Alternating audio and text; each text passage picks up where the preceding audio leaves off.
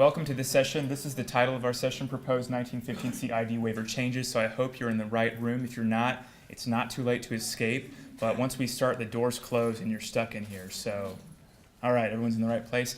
Well, my name is Jeremy Norton-Paul, and I'm the Director of Employment and Day Services with the Tennessee Department of Intellectual and Developmental Disabilities. And this is Shannon Nahus. I'll let you introduce yourself before I keep going. Shannon Nahus. I am the Director of Intellectual and Developmental Disability Services at TennCare Long-Term Services and Supports.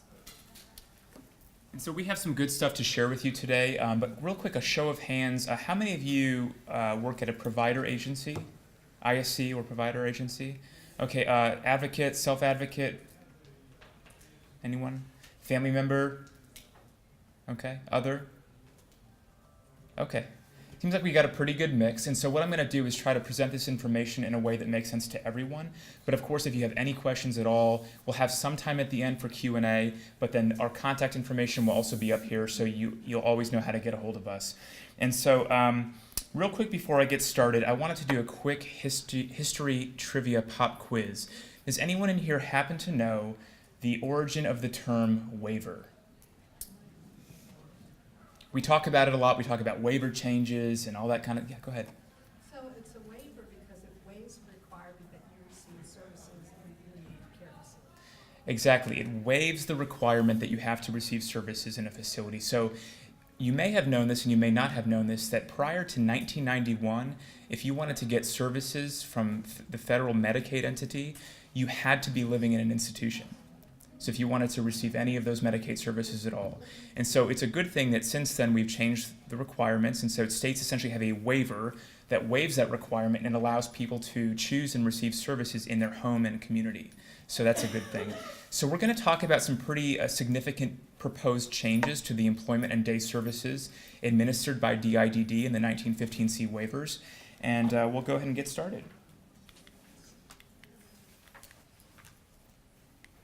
I promised it was working just a minute ago. There we go. Okay, success. So hopefully if we're successful by the end of the presentation today, you'll walk away with a few things. Number one, I want you to understand why changes are being made to employment and day services in the first place. We want you to understand what specific services are changing and at the same time what services may not be changing. We want you to understand what those services will look like in practice, and how those services will impact you, whether you're a provider, whether you're a person supported, a family member. We want you to understand what those services, how they will impact you personally. So just a little bit of background and context for why these changes are being proposed in the first place.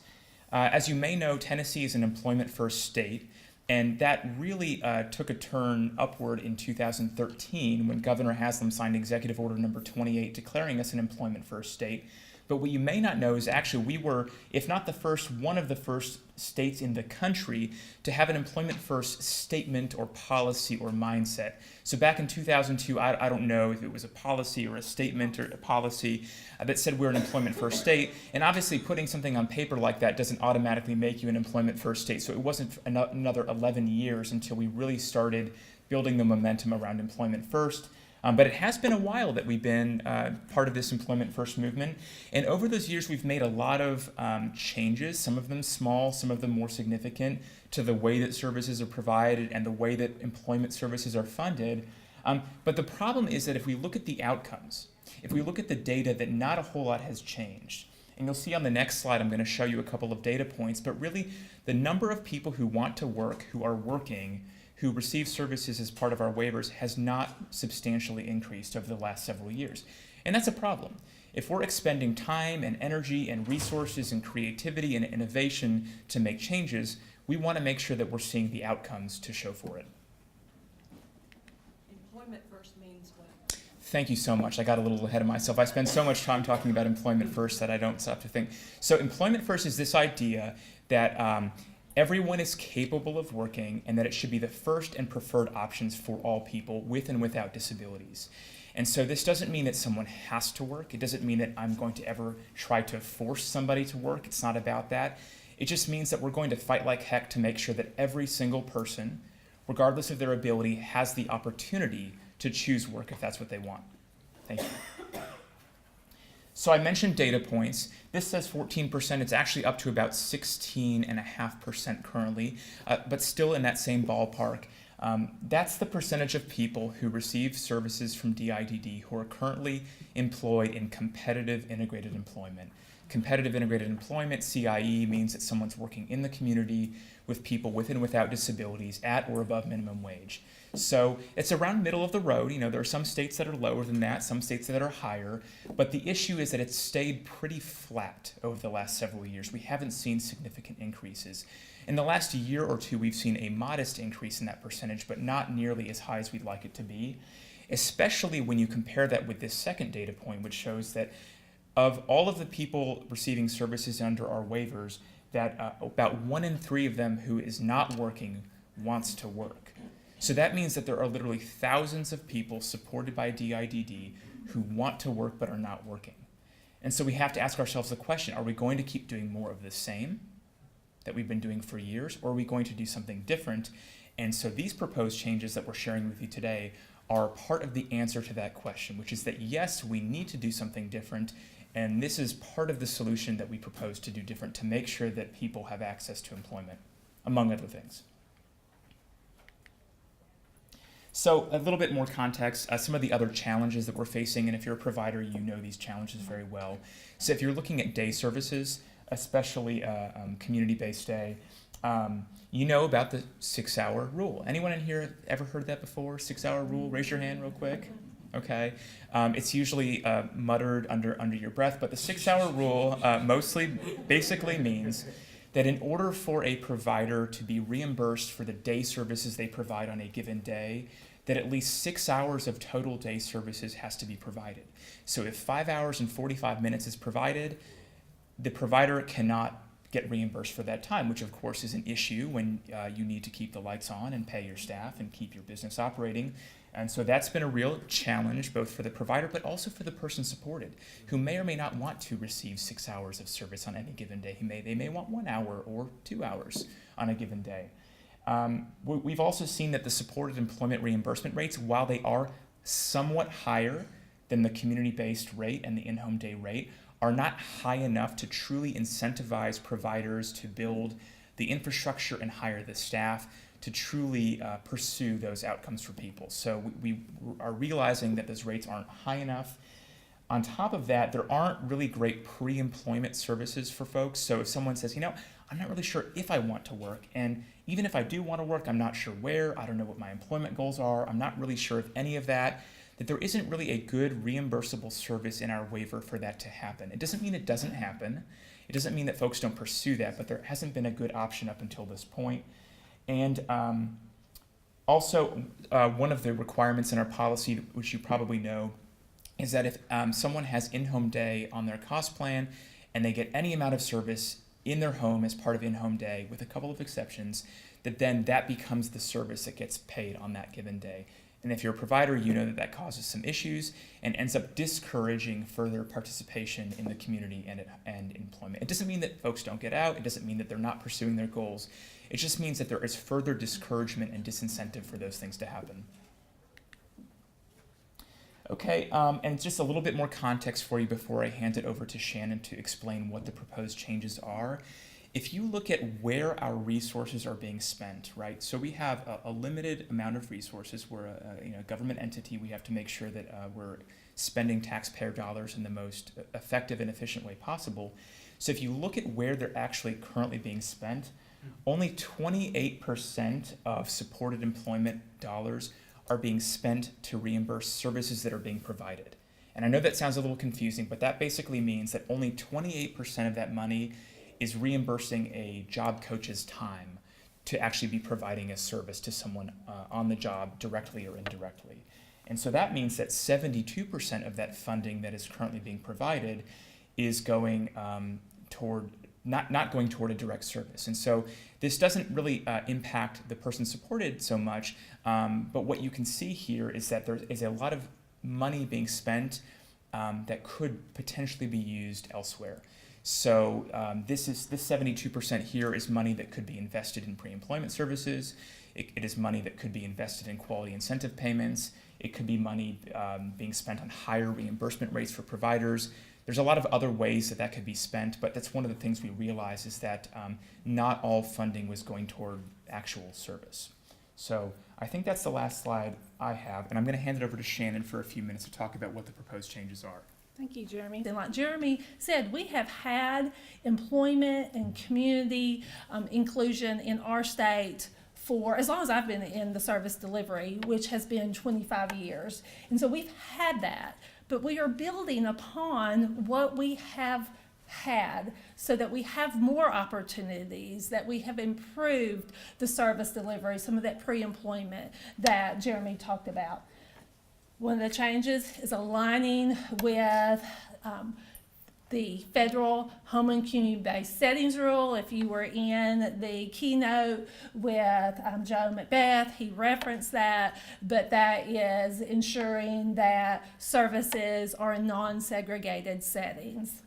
Also aligns with employment first, and like Jeremy said, we have had employment first in Tennessee since 2002, and one of the things that Jeremy alluded to and talked about some was that we've had employment services, but as a provider you really didn't get compensated and paid for those services until that person was into support of employment. So there are some pre-employment services that allow the person and the provider to be able to one, get the service, and then also the provider get paid for that service. Allows more flexibility, absolutely. The 6-hour day, we've heard in our state for many years that the 6-hour day is not meeting people's needs, it's not providing the flexibility, and that there has been a need to go to 15-minute units is what we've been talking about for a couple of years. And it also gives flexibility to the provider to meet the needs of the individual.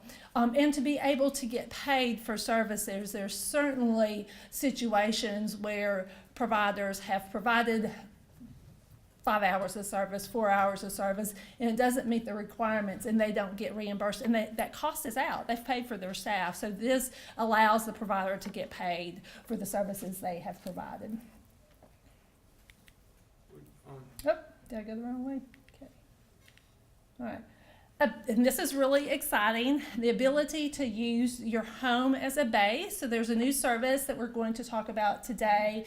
It is the Intermittent Employment and Community Participation Wraparound service. This service allows someone to come and go from their home, to be able to get employment, to get community participation services, come back, have lunch at home, take care of personal needs, rest, and then go back out. And that has been a challenge in our state with community-based services, is what we call it. Those of you who may remember, we used to call it community participation years ago. But to be able to bill, you have to be out for a 6-hour day, or you can use the facility as a base. Currently, and going forward, you can still use your facility as a base, but you have a choice to use your home as a base if you so choose. And that can be your family's home, or that can be your supportive living or family model residence. Additional changes, I'm going the wrong way again. Okay, eliminate the 6-hour day requirement. We've talked about that. Change to 15-minute units. Also, one thing it does, besides giving the flexibility to the provider and to the individual for services, it allows for DIDD and TennCare to be able to see the utilization of services. So currently, if someone gets the majority of their day in community-based services, they may get 2 hours of FB and 4 hours of CB, but we're not tracking that. You have that at the provider level, but our utilization of data doesn't it shows us community-based. So now we'll be able to see what services people are utilizing. That helps us plan for the future. Adding the time-limited specific pre-employment, and for those of you that are familiar with employment and community first Choices, it is exploration, discovery, and job development. Those are the pre-employment services that we're talking about, and they will look the same, the reports will be the same, so it's very similar, and Jeremy's going to talk to us a little bit more about what those are for those of you who may not be familiar with those services.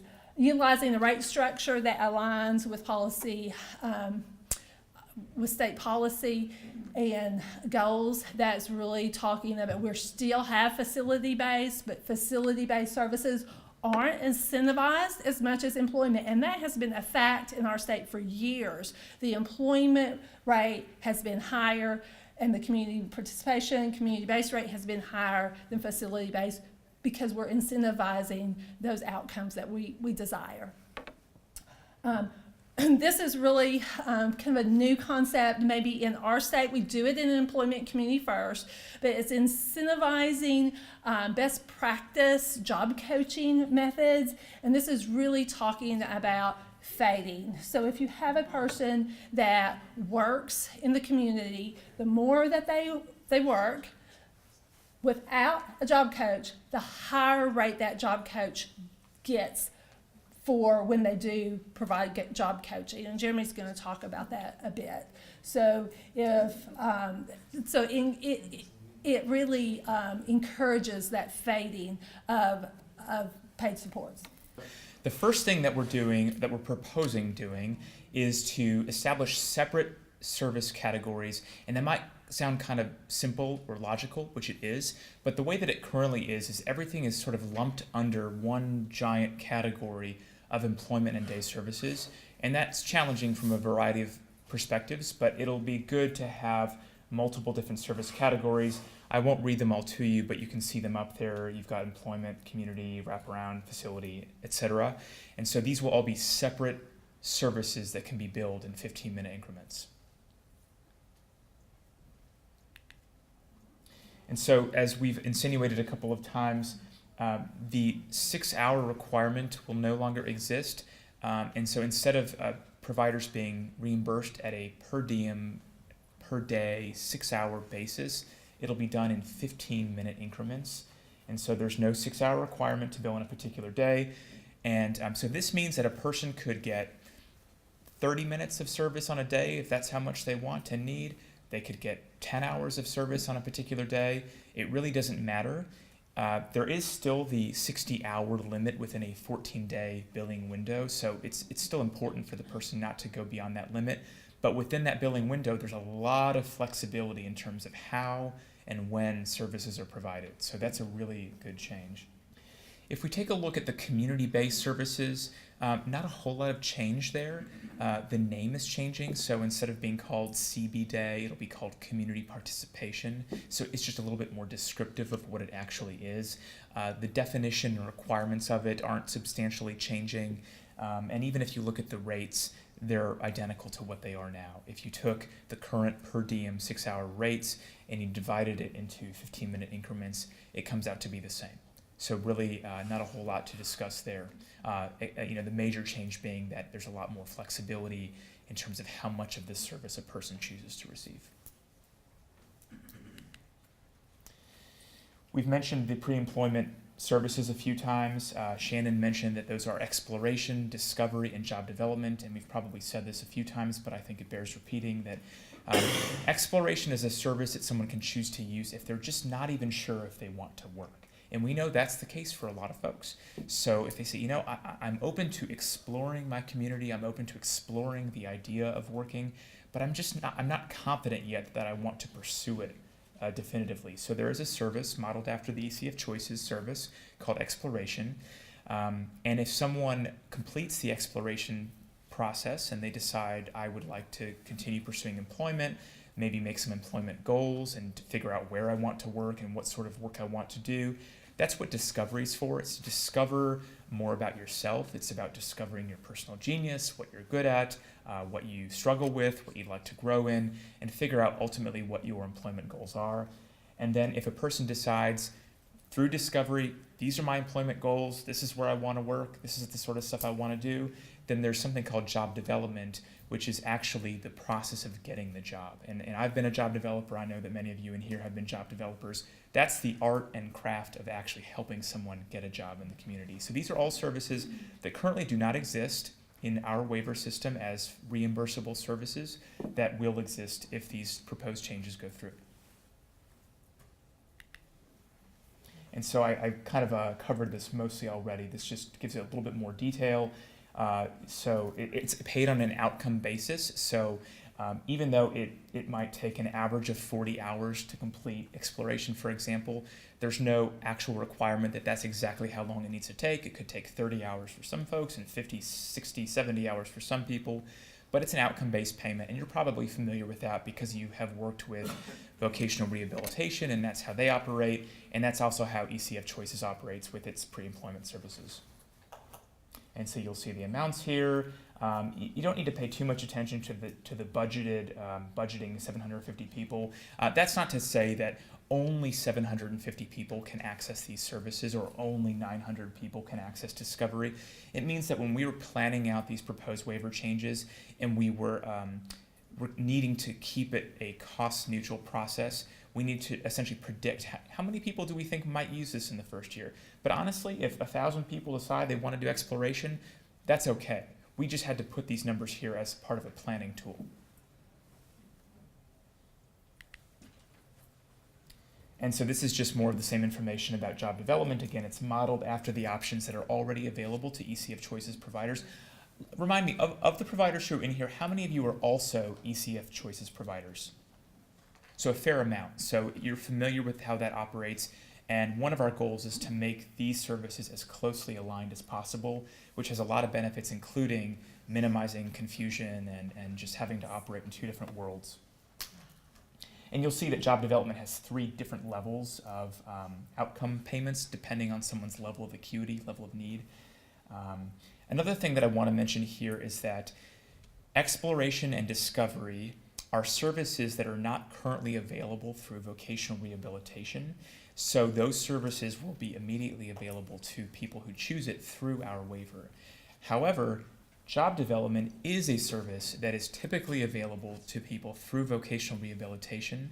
So it'll only be available through DIDD if someone is determined to be ineligible to get it through VR for some reason. I won't go into detail about what those reasons could be, but if for some reason they can't get it through VR, then that person could qualify to get it through DIDD. Shannon mentioned a few minutes ago that we really want to figure out ways of incentivizing employment outcomes. We want to make sure that providers are being incentivized and rewarded with the funding necessary to build the infrastructure that they need to have strong employment programs, that they can hire the staff that they need, that they can spend the time and energy helping people get jobs. And so there's a couple of different ways that we propose doing that. One of them, as Shannon mentioned, is to have those quality incentive payments. So if someone is working a certain number of hours a week, 15 hours a week or 20 hours a week, that provider could receive sort of an incentive payment that they could then reinvest in their workforce, in their infrastructure, their staffing, their services. And this down here basically says what I just said, but we want to make sure that effort of going above and beyond to helping people not only get a job, but increase the number of hours that they work. Because most people who are working 10 hours a week, most of them tell us they'd like to work more. 10 hours works for some people, but a lot of them say they want to work more. So we want to make sure that we're incentivizing and rewarding providers who go above and beyond to help people make that a reality.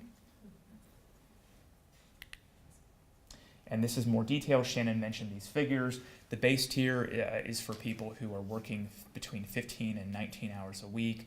The second tier is for people who are working 20 or more hours a week. These incentive payments can be received by the provider twice a year. So you can kind of do the math and figure out how this is a pretty substantial reinvestment of funding. I mentioned earlier that currently a lot of funding is being provided for services that aren't necessarily being provided directly, but that pulling back on that allows us to reinvest that funding elsewhere, like here. All right. I think we've already covered this for the most part. I won't repeat it. We just want to make sure that there's fair compensation for employment services, that it's being modeled after a lot of the services and ECF choices so that we can keep it consistent. And so this is talking about job coaching. So there's a lot of really detailed information out there if you go to our website and look at the documents with lots of charts and graphs about different job coaching rates. And I'm going to try to sum it up for you the best that I can. Basically,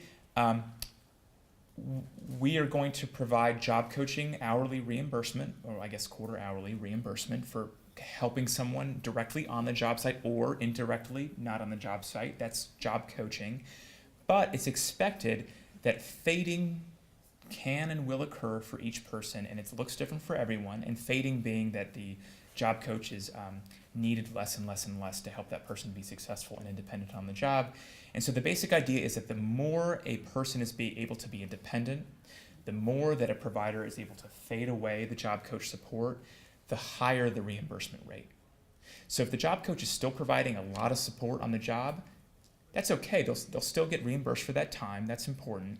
But there is a mechanism here to incentivize that provider to fade away. So you can see here that it goes from $20 an hour at the base up to $26 an hour.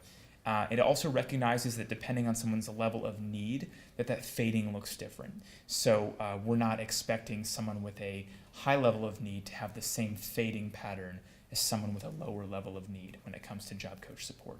So there's a lot more detail to this if you want to know more about this, but I think that's basically the high-level summary that you need to know at this point, and we can talk more about that in detail if you want to contact one of us. Once someone obtains full independence on the job, I know that's not necessarily a fast reality for everyone, but it does happen. We know there's a lot of people out there who are working independently. There is a reimbursement that providers can receive called the stabilization and monitoring rate, because we know that just because someone's independent on their job doesn't mean that they never need support.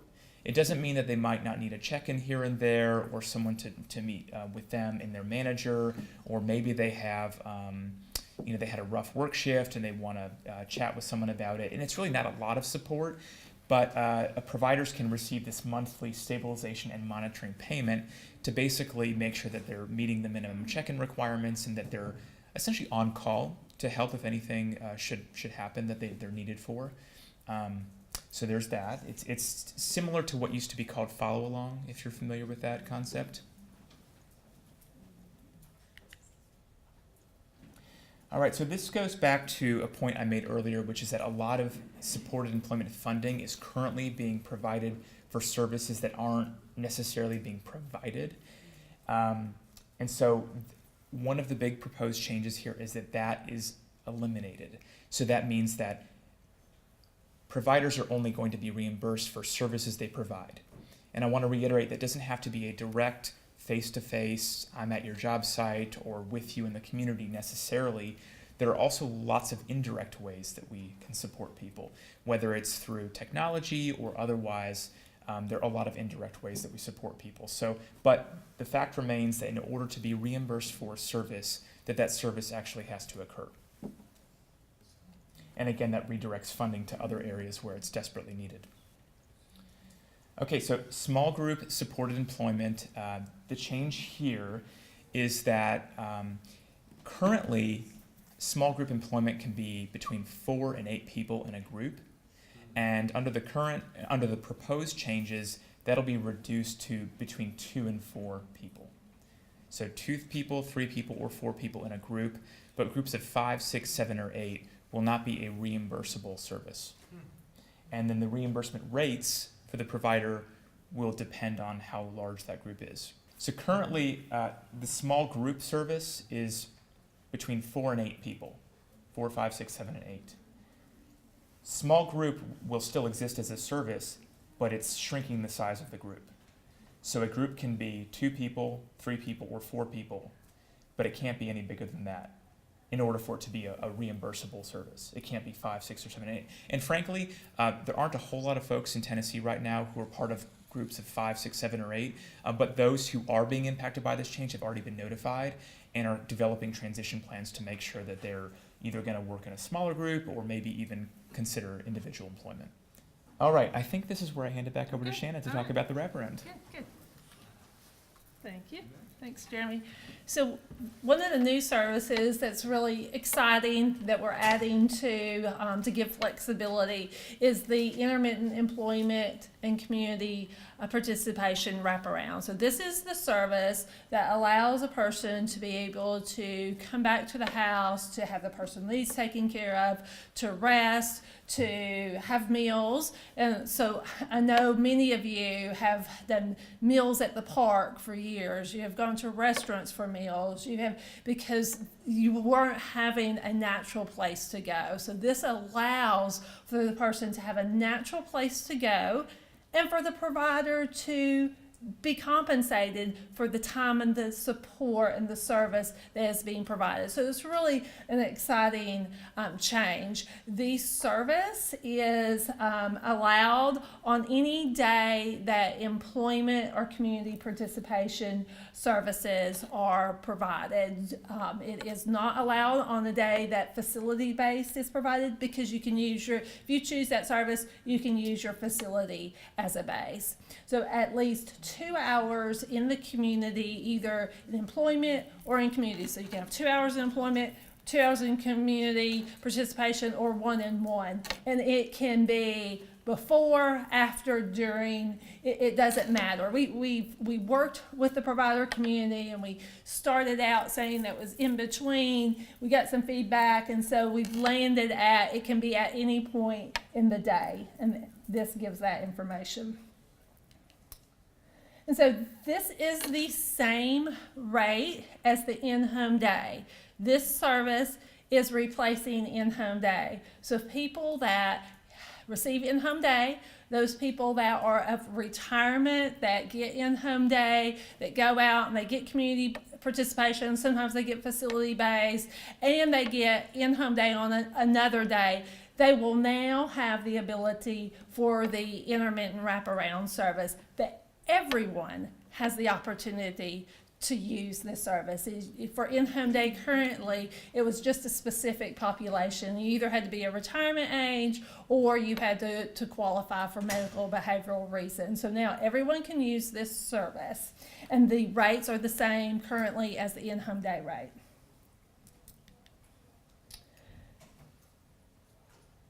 So the service can be provided by different service providers. So it says here, services billed on a given day can be provided by different providers. So if you have a supportive employment provider, and then you may have a day provider doing your supports at home, it can be paid by different providers. The other information I have already said, it can happen before, between services. It provides that flexibility that stakeholders and providers and members have been asking for many years. Up to 4 hours, that's important to remember, 2 hours of either employment or community participation. Oh, and so it leads to facility-based, and Jeremy was going to talk about facility-based. That was quick. Gives us some good exercise, standing and sitting. Yeah. Yeah, I'll just stand here too. Yeah. Okay. So there aren't a whole lot of changes being proposed to facility-based services, but there are a couple. So I just want to make sure you all understand what's being proposed here. And so I think we'll see on the next slide that there are some adjustments in the staffing ratio expectations for facility-based day services, and that's just to be in more in alignment with what we see nationally, is nationally typical models. And also there is a proposed reduction in the facility-based rate, so there's an adjustment based on those adjusted staffing ratios. And it, this kind of goes back to the whole idea that, with all of these changes being made, it's got to be cost neutral. So if we are wanting to reimburse services in one area, increase rates in one area, provide quality incentive payments, and really help people build that infrastructure and develop staff, it means that we have to make downward adjustments in other areas. And we've already been observing about a 70% reduction in the use of facility-based services over the past 3 years. So since 2015, we've seen 70% reduction in facility-based services. So because of that downward trend, it was a pretty logical area to make that reduction, because we know that although it will have some impact on some providers who provide facility-based services, that it's not nearly as large as supported employment or community-based services. So you'll see down here that it does preserve the existing staff ratios for levels 4 and 6. So when I mentioned that there are changes in the rates and staff ratios, that's only for levels 1 through 3. Level 4 and 6 are staying the same. And one of the questions I get a lot is facility-based does it still exist? Is it going away? What's happening? And I can definitively say right here that there is no change to the way that facility-based services are being approved or administered. That happens on a every 6-month basis. A provider submits a request for reauthorization. It has to focus on pre-vocational skills or community living skills. None of that's changing.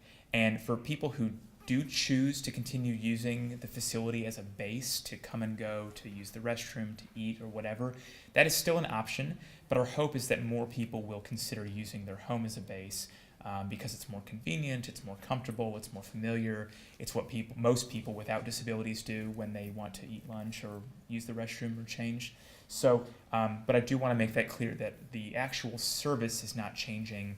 And another question I get a lot is what's happening in March of 2019? I hear a lot about the transition plan and compliance and HCBS final settings rule, all this kind of stuff. And so what I can tell you is that the expectation is that by March of 2019, all facility-based day settings or services are compliant with our state transition plan.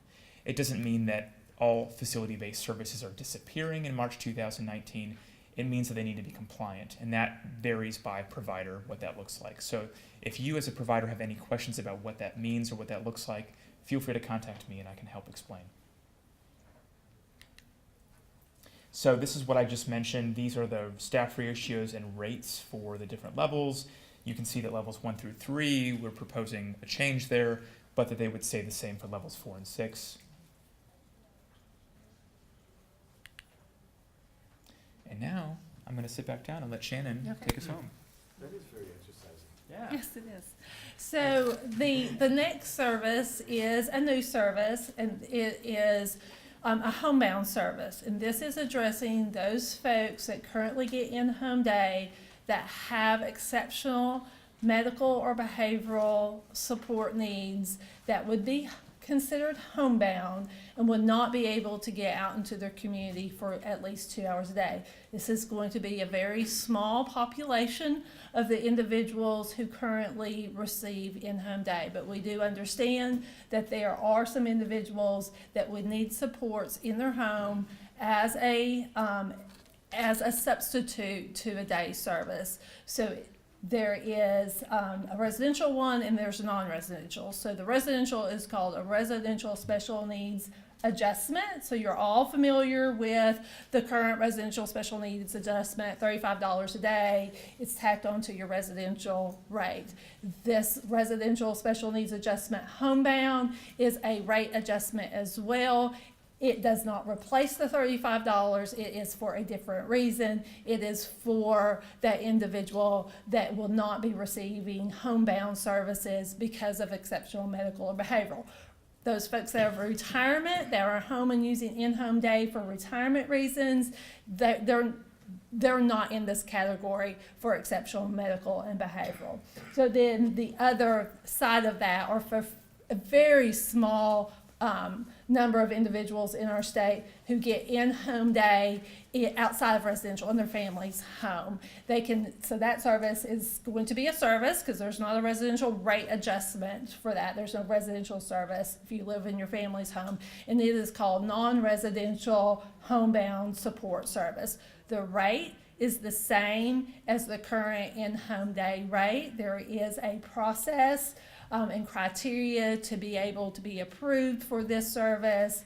And if you are supporting people, or if you are a person that needs this support, then Jeremy and DIDD will be sharing more information about how this service will be authorized, but it will be authorized every 90 days as well, because we want people to be able to be included in their community. But there is this provision of service. And it is a per diem, so that is a little different. It is a per diem for 5 days a week, so 10 days in a 14-day billing period, and it counts as 6 hours if you're including your cap of hours with the other services that we've talked about. Cannot bill any other employment or day service when the special needs or adjustment or the homebound service is provided. So if you have another day service, if you're getting employment service, then that's what you need to be compensated for. But if you're getting the homebound service, that's the only day service that you would get.